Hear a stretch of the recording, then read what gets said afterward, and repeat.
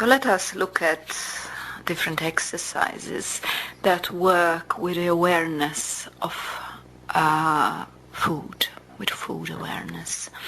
Let us look at the different attitudes we could have with our bodies and look at the tools that could help us first strengthen our willpower and second become healthier and stronger. Lot of the exercises that are related to strengthening of the willpower are related to our body. The reason for this is that body is a holder of all our instincts. All our instincts are subconscious, are not outside in the conscious level. Once we bring them out into the consciousness level, then we need the power, the willpower, to actually do things with them. So hunger, we built hunger as an instinct all through these thousands of years because it's needed for our survival.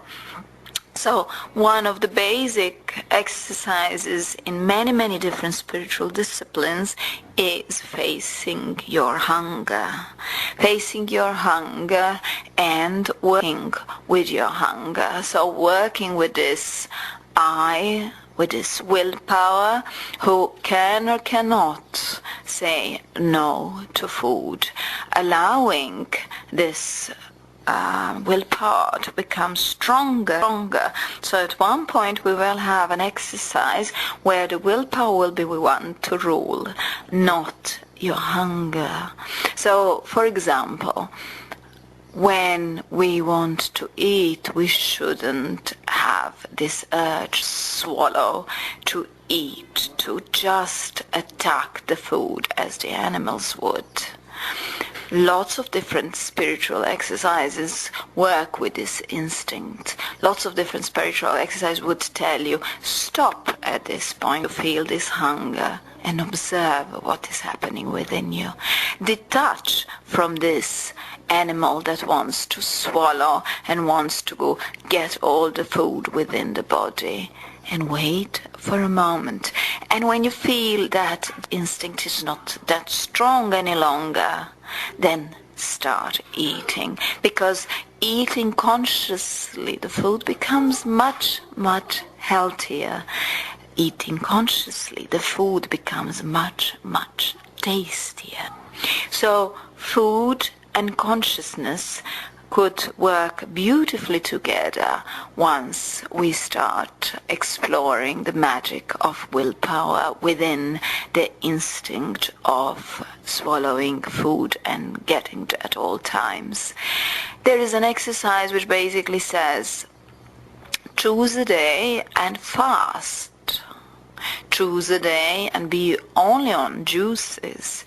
Choose a day and stay only with water. Choose a day or 32 hours and create this atmosphere where you don't need even water or juices and you stay without food.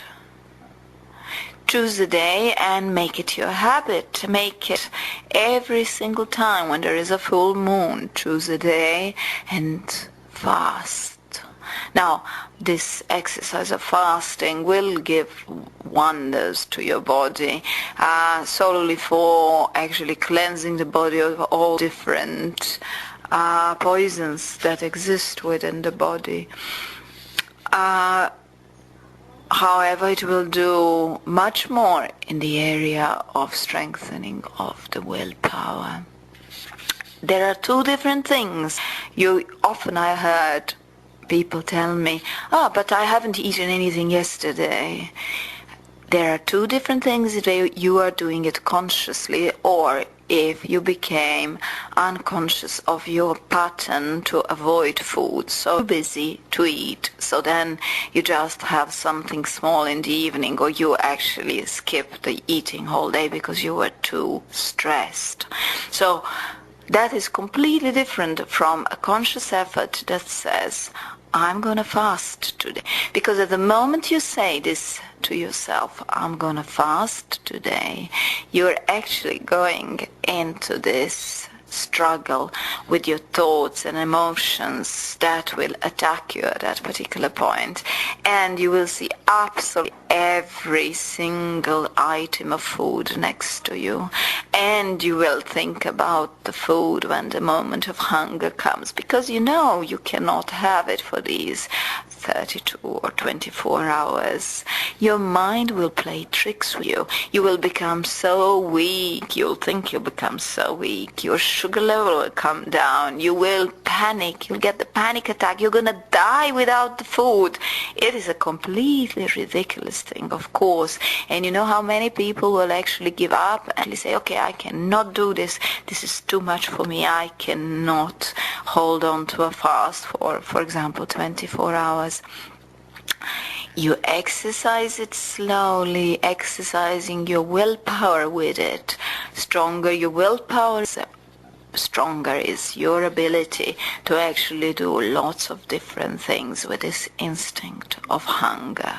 Stronger your instincts are, more difficult it will be for you to sit down and meditate for 1 hour, for example, because how can anybody sit down in such an unnatural position and close your eyes and do not think? Think about it. So just do not think.